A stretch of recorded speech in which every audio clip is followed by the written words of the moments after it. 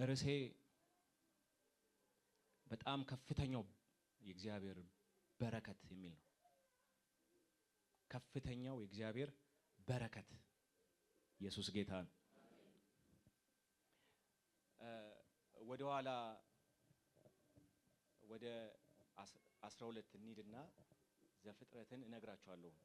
ራፍሊ ማለት ነውና እግዚአብሔር ወደ አብርሃም መጣና አብርሃምን እንዲህ አለው፣ ከዘርህ ከዘመዶችህ ከቤትህ ተለይተህ ውጣ፣ እኔ ወደማሳየህ ምድር ተለይተህ ውጣ፣ ስምህን አከብረዋለሁ፣ አገንሃለሁ፣ ባንተ ምክንያት የምድር ሕዝብ በሙሉ ይባረካል የሚል እግዚአብሔር መጣና ኪዳን ለአብርሃም ገባለት።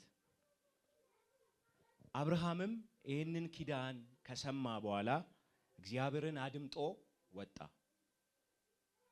እንደ እግዚአብሔር ቃል ወጣ ማለት በትንቢት መንፈስ ሳይሆን የመጣው አብርሃም ጋር እግዚአብሔር ራሱ ነበር የመጣው። አንድ ነገር ልጠይቃችሁ፣ የማታውቁት መንፈሳዊ የሆነ ፍጥረት መጥቶ ካለበት ሂድ ውጣ ቢልህ ማነህ? ወዴት ነህ? እንዴት ነህ? አንተ ማነህ? ስምህ ማን ነው? የሚል ጥያቄ ይመጣል። ለምን? የእግዚአብሔር ቃል መናፍስትን ሁሉ እንዳናምን ይናገራል። ሁሉም የእግዚአብሔር መላእክቶች ሁለት ናቸው። አንዱ የሰይጣን አለ፣ አንዱ ደግሞ የእግዚአብሔር ቅዱሳን አሉ ማለት ነው። እና ከአብርሃም ጋር እግዚአብሔር የመጀመሪያ ዘፍጥረት 12 ላይ የመጀመሪያው አይመስልም። እንደውም እንግሊዘኛውን ሄዳችሁ በደንብ ስታዩት ከዚህ በፊት የሆነ ግንኙነት ያለው ይመስላል። ዝም ብሎ አይደለም የወጣው። አብርሃም ዝም ብሎ አልወጣም። አብርሃም እግዚአብሔር መጥቶ ከሀገር ከዘመድ ውጣ ሲለው አብርሃም የሚጠይቀው ነገር አለ። አብርሃም አይምሮ ውስጥ የሚፈጠር ነገር አለ። ማን ነው ይሄ የሚያወራኝ? ማን ነው? ለምን አብርሃም ከየት ነው የወጣው? ከኡር። ይሄ የእግዚአብሔር ከማይከብርበት ቦታ፣ እግዚአብሔር ከሌለበት ቦታ፣ ጣዖት ከሚመለክበት ቦታ ነው አብርሃም የወጣው። እግዚአብሔር ተገልጦለት ውጣ ሲለው ማለት ነው። ስለዚህ አብርሃም የሆነ ጥያቄ አለው። ማነህ? እንዴት ነህ? የሚል ጥያቄ አለው። የመጽሐፍ ቅዱስ አዋቂዎች እንደዚህ ይላሉ። ከዚህ በፊት ስለ እግዚአብሔር ከአብርሃም በፊት ስለ እግዚአብሔር የሆነ ዕውቀት አለ። ይሄ ዕውቀት ሳይኖረው አይቀርም። አብርሃም ሰማይና ምድርን የፈጠረው በዘፍጥረት 1 ላይ ማለት ነው። ሰማይና ምድርን በቃሉ ያጸናው እግዚአብሔር ያህዌ የተባለው ወይም ኤሎሂም የተባለው እግዚአብሔር የሆነ ዕውቀት አላቸው በዛ ዘመን የነበሩ። ለምን? አዳም የእግዚአብሔርን ዕውቀት ለብዙ ጀነሬሽን እያስተላለፈ አንዱ ካንዱ እያስተላለፈ የእግዚአብሔር ዕውቀት ሙሉ ለሙሉ አልጠፋም። ቀና ብለው ይመለከቱና ፀሐይ ነው ያሉ፣ ምድር ነው ያሉ፣ ዩኒቨርስ ነው ያሉ፣ ይሄ ከየት መጣ የሚል ጥያቄ ሁሉም ውስጥ አለ። የሚገርመው ደግሞ አብርሃም ጋር ተገልጦ የሚናገር እግዚአብሔር። እስቲ የሚናገር በሉ እስቲ። የሚያመልከው ጣዖት እኮ አለ። አሁን የመጣው ግን ይለያል። የሚያወራ ነው። የሆነ ፐርሰናሊቲ ያለው ነው። ከሀገር ከዘመድ ውጣ ያለው ምን አይነት ዘፍጥረት 12 ላይ ምን እንደማይ ታውቃላችሁ? የእግዚአብሔር ሉዓላዊ ንግግር። ሉዓላዊ ራሱን ተማምኖ ነው እግዚአብሔር የሚናገረው። ከሀገር ከዘመድ ከቤት ካለህበት ቦታ ተነሳና ውጣ፣ እኔ ወደ ማሳየ። የሚገርም ነው። አብርሃም ያየው ወይስ እግዚአብሔር ያየው? እግዚአብሔር ያየው። አብርሃም ተስማማ፣ እሺ አለ፣ ለበረከት አድርጋለሁ አለ። ዘፍጥረት 15 ላይ ታሪኩን ታውቁታላችሁ። ዘፍጥረት 15 ላይ እንዲህ አለ አብርሃም። እግዚአብሔር ለአብርሃም ልጅ ይሰጣል ብሎት ነበር እና በጣም ስለዘገየበት በቃ ሳራም ብዙ ነገር ብላለች። ኤሌዘርንም ያያል። ይሄ አሕዛብ የሆነ ይወርሰኛል የሚል አመለካከት አለው። አርጅተዋል፣ ልጅ የለም። እግዚአብሔር ኪዳን ገብቶለታል፣ ግን ልጅ አልነበረም። ዘፍጥረት 15 ላይ እግዚአብሔር እንደዚህ ያደረገ መጣና እንዲህ ያለው የ3 ዓመት ጊደሮችን አዘጋጅ፣ እርግቦችን አዘጋጅና ይሁት የእግዚአብሔር ኮሚኒኬሽን እግዚአብሔር እንዴት ሰውን ወርዶ እንደሚያወራ እዚህ ጋር እዩ። እንዴት ወርዶ ላየው ዓላማና ላየው እቅድ አንድን ሰው ጣዖት ከሚመለክበት ቤት ነው ያወጣው። ዓለምን የማዳን እቅድ ስለነበረው እግዚአብሔር በጣም ተራ የሆነ ሰው በጣዖት የሚያመልክ ሰው እግዚአብሔርን የማያቅ ሰው ወርዶ አናገረው። ምናልባት ሁሉ ጊዜ ቃሉን ስለምንሰማው ቀላል እንዳይመስለን እግዚአብሔር ወርዶ ነው ያናገረው። ከዛ እግዚአብሔርን አብርሃም ጠየቀው። እስቲ እግዚአብሔር ይጠየቃል በሉ። እንዲህ ብሎ ጠየቀው፣ እግዚአብሔር ሆይ በምን እንደምወርስ በምን አውቃለሁ? እንዴት አውቃለሁ? አውርተኸኛል፣ ተናግረኸኛል፣ እንዴት አውቃለሁ? እንዴት አውቃለሁ? እግዚአብሔርን ነው፣ ሰውን አይደለም የጠየቀው፣ እግዚአብሔርን የጠየቀው። በምን አውቃለሁ? እንደምታስወርሰኝ የገባው ቃል እውነት መሆኑን በምን አውቃለሁ? እግዚአብሔር ደግሞ የሰውን ንግግር ሰምቶ እሺ ላሳየ የ3 ዓመት ጊደሮችን አዘጋጅ፣ ወፎችን አዘጋጅና ክፈላቸው አለው።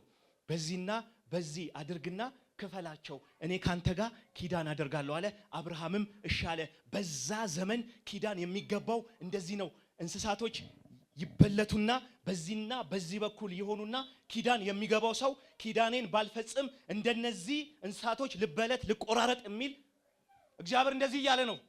አብርሃም እንደዛ አደረገውና ከባድ እንቅልፍ ጣለበትና እንደዚህ አለ። ኪዳን ገባለት እንደዚህ እያለፈ ማለት ነው። በመካከል እያለፈ እግዚአብሔር እንዲህ እያለ ነው፣ ኪዳኔን ባልፈጽም እኔ እንዲሉን እያለ ነው እግዚአብሔር። አስባችሁታል? እኔ እንደዚህ ልቆራረጥ እያለ ነው እግዚአብሔር። ከሰው ልጆች ጋር ይሄን ያህል ወርዶ እግዚአብሔር ያወራል።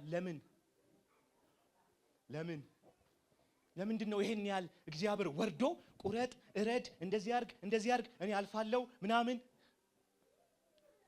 እጆቻችሁን ከፍ አድርጉና እግዚአብሔር ፍቅር ነው በሉ። እስቲ እግዚአብሔር ፍቅር ነው በሉ። አብርሃምን ከባድ እንቅልፍ ጫነበት። የሚገርመው እንቅልፍ ተጭኖበትም አብርሃም ይሰማል።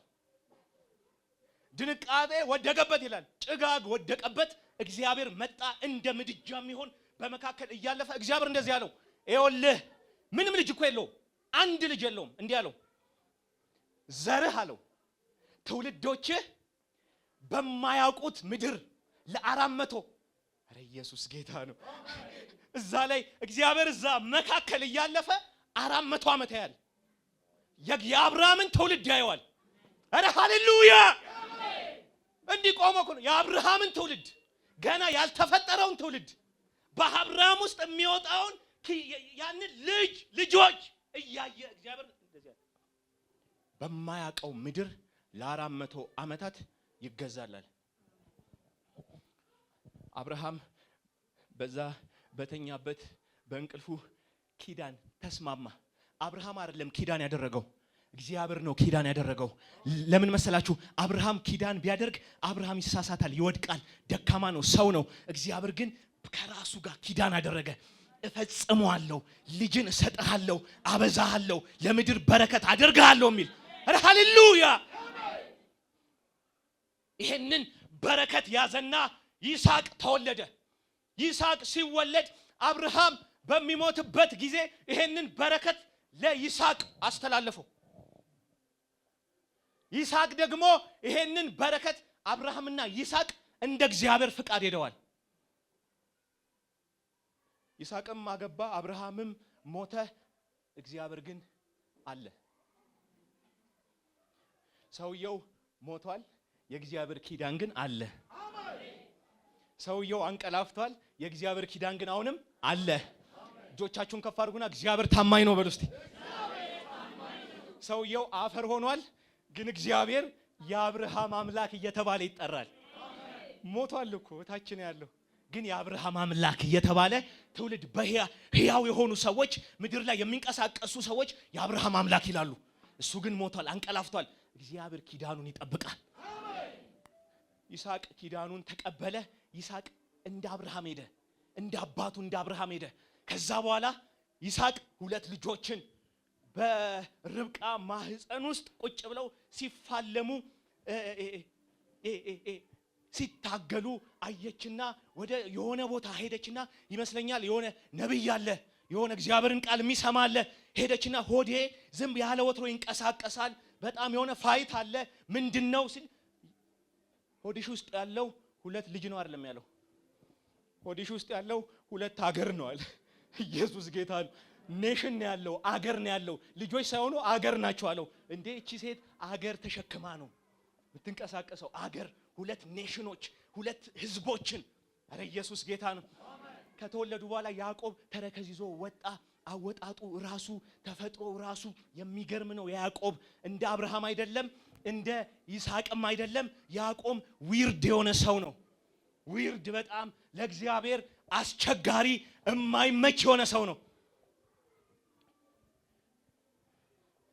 ከዛ በኋላ ከወንድሙ ኤሳው ጋር ስንቴ እንዳጭበረበረው አይተናል ሁለት ጊዜ አጭበረበረ ሁለት ያጭበረበረው በረከቱን ምስር አምጥቶ አባትየው ተራበ ይላል ከተራበ በኋላ ሂድና ኤሳው ሂድና እንስሳ ይዘልኝና ወጥ ስራልኝ አብላኝ የመጨረሻ በረከቴን ልባርክ አብርሃም ጋር የነበረው በረከት አሁን ሊተላለፍ ነው እኔ ይመስለኛል በረከቱን ያውቁታል ሚዳስሱት ይመስለኛል የሆነ ነገር አለው አሁን እግዚአብሔር ይባርክ እንደዚሁን እንደሚባለው አይደለም ይሄ ኪዳን ነው ከፍ ያለ በረከት ነው ያዕቆብና እናቱ ጓዳው ነው ያወራሉ አባትህ በረከት ሊያስተላልፍ ነውና ምን ትሰራለህ ተነሳ ይሄንን በረከት መውሰድ አለብህ አንተ ነህ መውሰድ ያለብህ ከዛው ላይ እንደዚህ አለ ያዕቆብ እንደዚህ አለ አይ በረከት ወስዳለሁ ብዬ እርግማን እንዳልወስድ አለ ኖ አደፋፈረችው ከዛ በኋላ የሆነ ነገር አድርጎ ያዕቆብ ይሄ እጁ ላይ የበግ አርዶ እንትን አድርጎ ያዕቆብን ኤሳውን መስሎ ገባና አባቱን አታለለው ድምጽ ግን ያዕቆብ ይመስላል ግን ተጠራጥሯል ሰውየው ግን በረከቱን ሰጠው በረከቱን ይዞ ወጣ ኤሳው መጣ አባቴ አሁን ባርከኝ በረከቱ እኮ ሄደ አለው እየገባችሁ ነው ሄደ በረከቱ አሁን ምንም በረከት የለኝም ይሄን በረከት ነግራችኋለሁ ምን እንደሆነ ምንም በረከት የለኝም ሄዷል ወንድምህ እንደውም ይስሐቅ ደነገጠ ይላል በጣም ደነገጠ በረከቱ ሄዷል ተናደደ ይሄን ሰው እገለዋለሁ አለ ይስሐቅ ያዕቆብን ጠራውና ከከናን ሴቶች እንዳታገባ አሁን ሽሽ አለው ወደ ላባ ሸሸ ላባ ቤት ገባ ታሪኩን ታውቁታላችሁ አንብቡት ላባ ቤት ገባ ለሁለት ሚስቶች ስንት ዓመት ሰራ እጆቻችሁን ከፍ አድርጉ እስቲ እግዚአብሔር በሌለበት እድሜያችሁ እንዳያልቅ አሜን እስቲ አሜን በሉ ግዴላችሁ አሜን ለሁለት ሴቶች ስንት ዓመት 14 ዓመት በረከቱ ራሱ የሆነ ችግር አለው የሆነ ችግር አለው የሆነ ያዕቆብ ላይ የሆነ ችግር አለ እንደ አብርሃም አይደለም ያዕቆብ እንደ ይስሐቅም አይደለም ያዕቆብ ግን በረከት ይዟል በረከት ተቀብሏል እግዚአብሔር የራሱ ወይ ነበረው በረከቱን ወደ ያዕቆብ ለማምጣት ግን የራሱን ብልጠትና ታክቲክ ተጠቅሞ የእግዚአብሔርን በረከት ይዞ ወጣ ሲወጣ ግን ህይወቱ በሙሉ ምን ሆነ ልፋት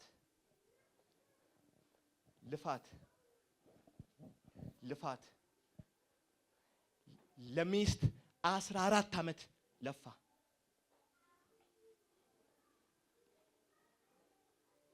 ያዕቆብ እንደ አብርሃምና እንደ ይስሐቅ የእግዚአብሔር ፕሮግራም ውስጥ አልነበረም ወጥቷል አፈንግጧል የሆነ ነገር ገብቶታል ያዕቆብ ህይወቱ ላይ የሆነ ነገር አለ ሮንግ የያዘው ነገር አለ ሰላም የማይሰማው የሆነ ህይወት አለው እግዚአብሔር ይጠብቀን አሜን ካልሆነ ልፋት እግዚአብሔር ይጠብቀን አሜን 14 ዓመት ጉልበቱ ለምን አለቀ? ለሁለት ሴቶች አለቀ ጉልበቱ፣ አቅሙ። እሱ ብቻ አይደለም ያዕቆብ ላባ ደግሞ ደሞዙን እየቀያየረበት። ለዚህ ነው በረከቱ የሆነ ያዕቆብ ጋር ችግር አለ። አልተመቸውም ያዕቆብ፣ አልተረጋጋም ያዕቆብ። ከዛ እግዚአብሔር መጣና አሁን ጊዜው ነው አለው። ወደ አባቶች ምድር ወደ ቤት ተመለስ። እሺ አለና ያዕቆብ ልጆችን ወልዷል። ብዙ ልጆችን ዮሴፍ ተወልዷል፣ ቢንያም ተወልዷል። እንደዛም ሆኖ ግን እየበዛ ነው፣ ሰውየው እየተባረከ ነው። እንደዛም ሆኖ አንድ ቀን ግን ኤሳው ጋር ለመገናኘት ሲያስብ በቃ ይሄ ኤሳው ይገለኛል የሚል አስተሳሰብ አይምሮ ውስጥ ስለነበረ እንደዚህ ያደረገ። በወንዝ ማዶ ቤተሰቦቹን የሚወዳቸውን የሚያከብራቸውን ልጆቹን ከፈላቸው። ሌሎቹን እንደዚህ ያደረገ፣ ሌሎቹን ከፈለና ብቻውን ቀረ። እጆቻችሁን ከፍ አድርጉና ብቻዬን ከእግዚአብሔር ጋር ቀራለሁ በሉ እስቲ። የእግዚአብሔር ቃል እንደዚህ ይላል፣ ብቻውን ቀረ። ብቻውን ሲቀር መልአክ ያዕቆብ ጋር ለካ መጥቷል። ያዕቆብ ያዘውና ካልባረከኝ እንዴ ይስሐቅ አልባረከውም እንዴ? ይስሐቅ አልባረከውም? ምን እየጠየቀ ነው ታዲያ? ምን እያወራ ነው ያዕቆብ? ያዕቆብ ምን እያወራ ነው? ምን እየተናገረ ነው ያዕቆብ? በስቷል፣ በጎች አሉት፣ ምን አለው? ሰራዊት ሆኗል፣ ብዙ ሰራዊት ሆኗል። እግዚአብሔር አስፍቶታል። አንድ ዱላ ይዤ ወጥቼ እግዚአብሔር አሰፋኝ ብሏል ያዕቆብ። እግዚአብሔር በብዙ ባርኮታል።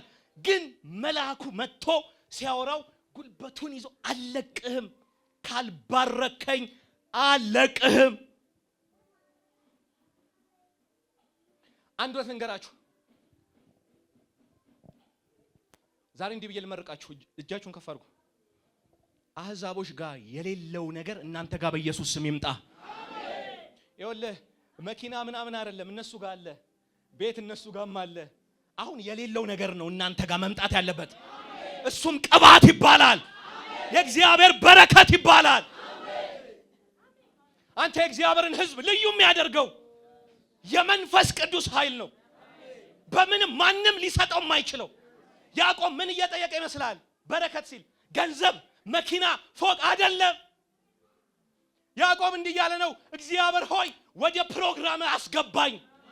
አሁን ፈቀቅ ብያለሁ፣ አሁን ግን ወደ ትክክለኛው ፕሮግራም መግባት እፈልጋለሁ እያለ ነው። ተማጸነው፣ ለመነው። ከዛ እንደዚህ ያለው ጠየቀው እንዲህ ብሎ፣ ስም ማን ነው? ሰው እኮ አይደለም እያወሩ ያለው። ያዕቆብ መሆኑን አያውቅም እንዴ? ማንነቱን ነው የጠየቀው። ስሙን ሳይሆን ማንነት ማን ነው ያለው። ያዕቆብ እንደዚህ አለ፣ እኔ አጭበርባሪ ነኝ፣ እኔ አታላይ ነኝ እያለ ነው ያዕቆብ። ስሙን አይደለም የጠየቀው፣ ማንነቱን ነው የጠየቀው። ማንነቱ ደግሞ ያዕቆብ ነኝ አለ። ከዚህ በኋላ ያዕቆብ አትባልም፣ እስራኤል ትባላለህ። እስራኤል ምን ማለት እንደሆነ ታውቃላችሁ? ልዑል ማለት ነው። የእግዚአብሔር ልዑል ማለት ነው። ኧረ ኢየሱስ ጌታ ነው። አብርሃም ለበረከት አልለፋም፣ ይስሐቅ ለበረከት አልለፋም። ያዕቆብ ግን ለፋ። እዛ ፕሮግራም ውስጥ ለመግባት ለፋ። ሀየር በረከት ማለት የእግዚአብሔር ፕሮግራም ውስጥ መግባት ነው። እንደ እግዚአብሔር ሐሳብ መጓዝ ነው። ከዛ ያዕቆብ እንደዚህ ያለ ዮሴፍን ከወለደ በኋላ ይኸውላችሁ የአብርሃም በረከት ተጽዕኖ ልንገራችሁ። አንዱ ዮሴፍ ነው። አንዱ የአብርሃም በረከት አልፎበታል፣ ወደ ትውልዱ አልፏል። ዮሴፍ ወንድሞቹ ሸጡት። ምን አሉት? ግብጽ ገባና የግብጽ ምድር በምንድን ነው የተባረከው ይመስላችሁ?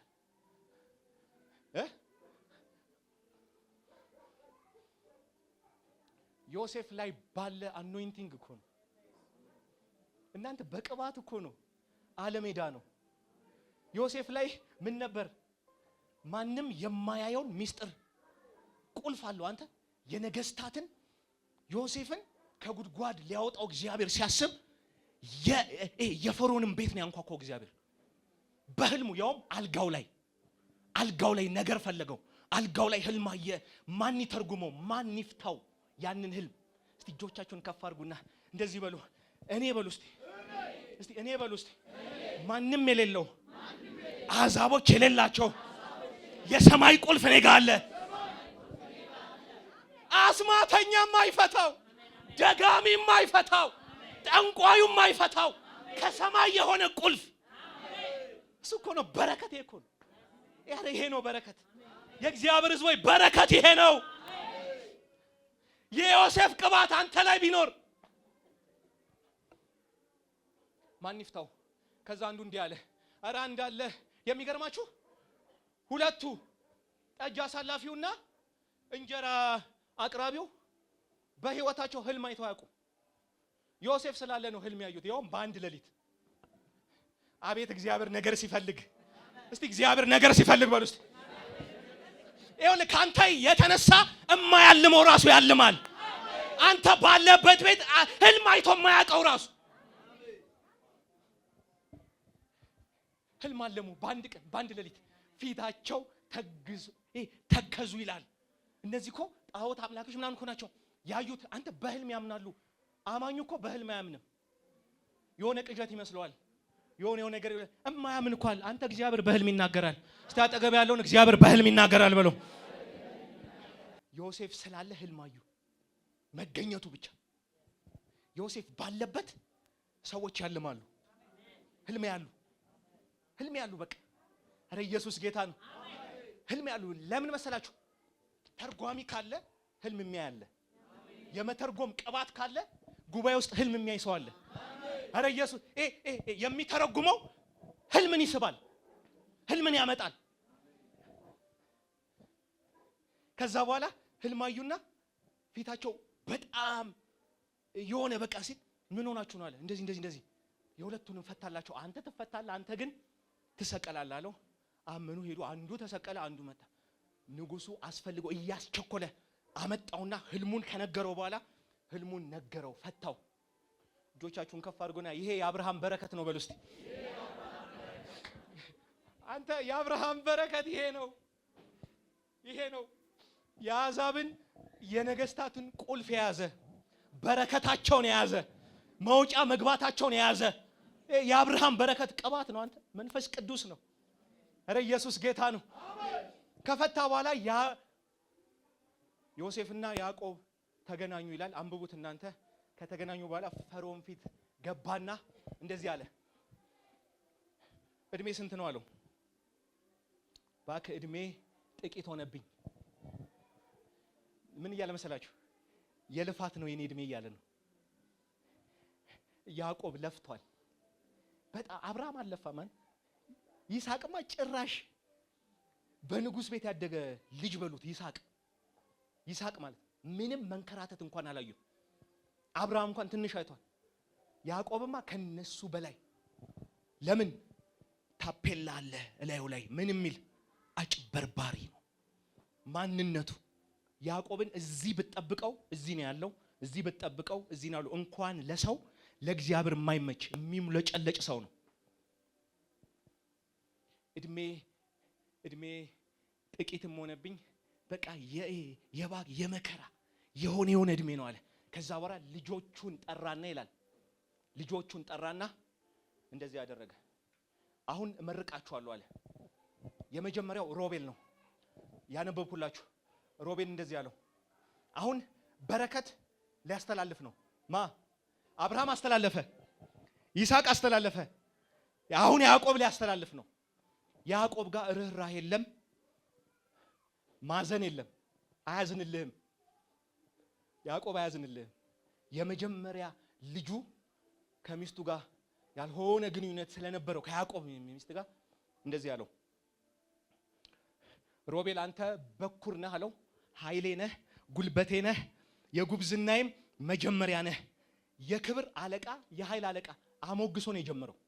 አሞግሶ ከዛ እንደ ውሃ የምትዋልል ነህ፣ ማትጨበጥ ነህ፣ ህይወት ይሄ ነው አለው።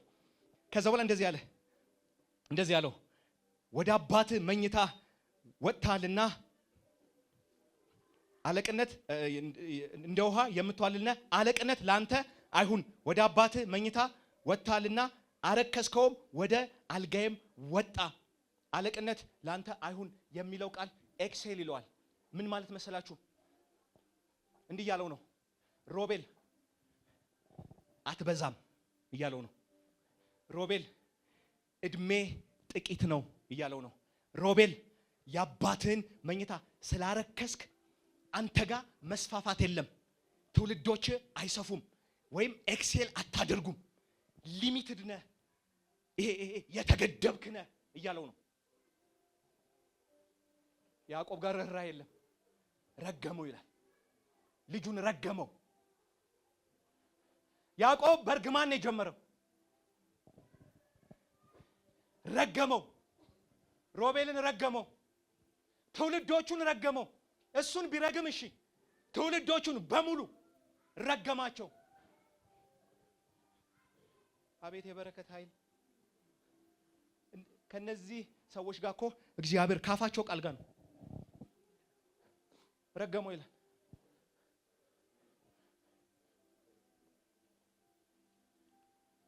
ኃይል በረከት፣ ከፍተኛ በረከት።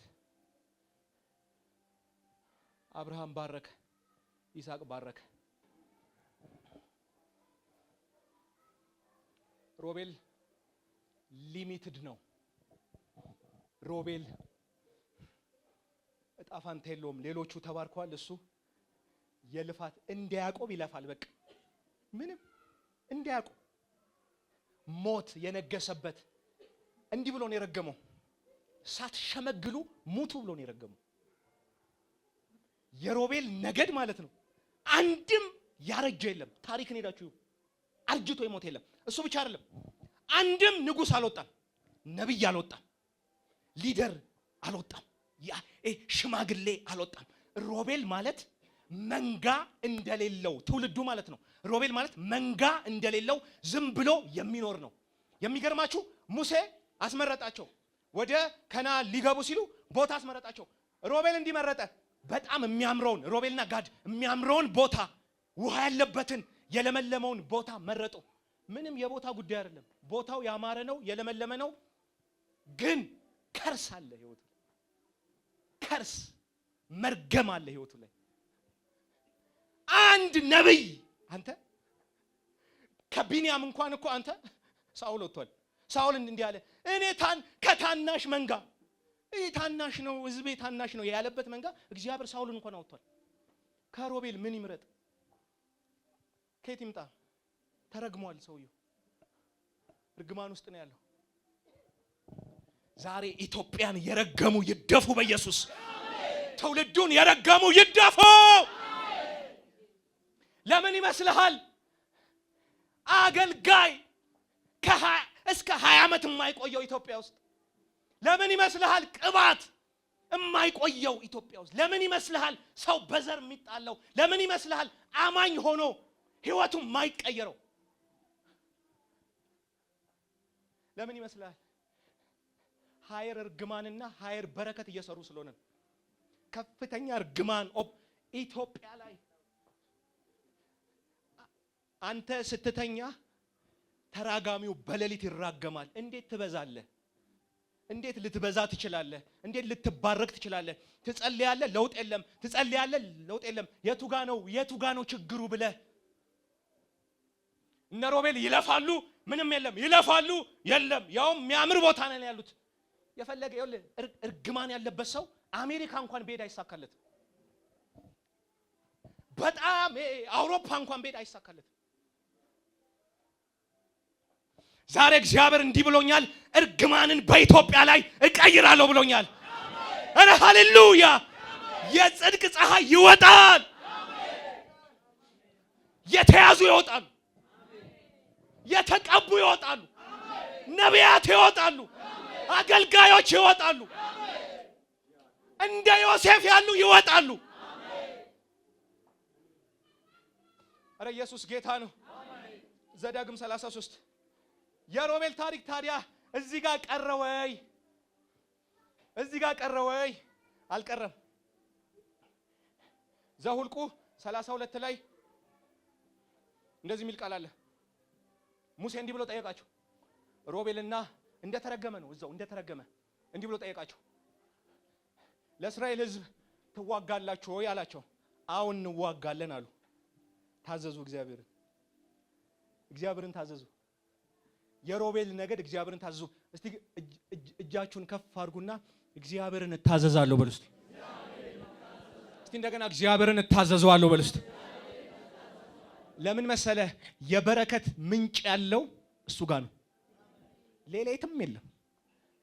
ስሙኝ፣ እኔ እግዚአብሔርን ድምፅ አውቀዋለሁ። ስሙኝ፣ በእውነቴ ነው የምነግራችሁ። ስኬት ያለው እግዚአብሔር ጋር ነው። ስኬት ያለው ጌታ ጋር ነው። ታዘዙ፣ እንዋጋለን አሉ። ከዛ ዘዳግም 33 ላይ ሙሴ አረ ኢየሱስ ጌታ፣ አረ ኢየሱስ ጌታ፣ አረ ኢየሱስ ጌታ፣ አረ ኢየሱስ ጌታ፣ አረ ክብር ለኢየሱስ ይሁን። 33 እንደዚህ የሚል ቃል አለ።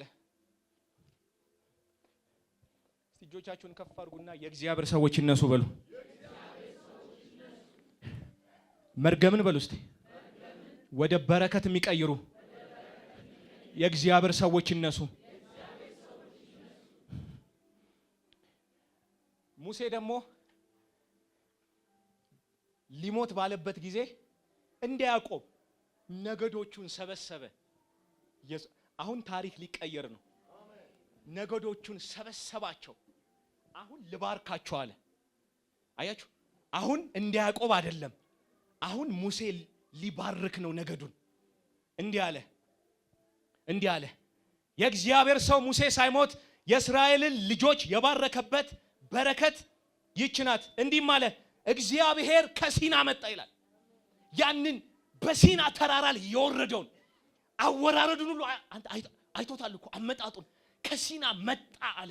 ከዛ እንደዚህ አለ፣ በሴርም ተገለጠ። የሆነ ፐርሰን አይተዋል።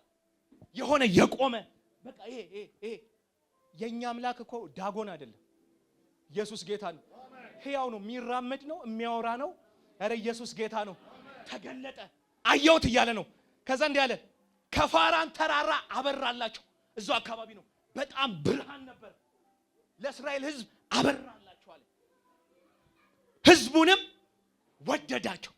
እስቲ እግዚአብሔር ይወደኛል ብሉስ።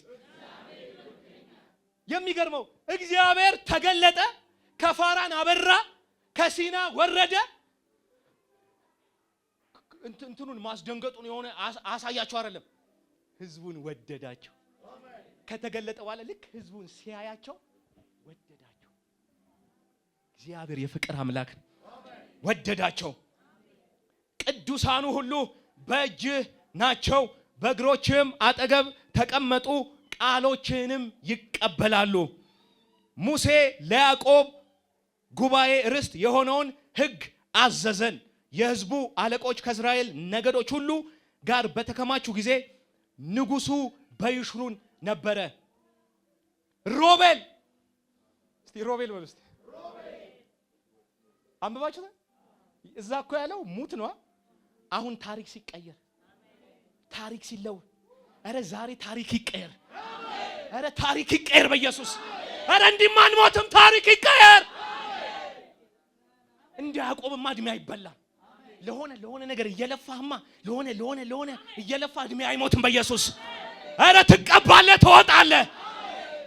እንዲህ አለ፣ ሮቤል በሕይወት ይኑር ይብዛ እያለ ነው። አይሙት እያለ ነው።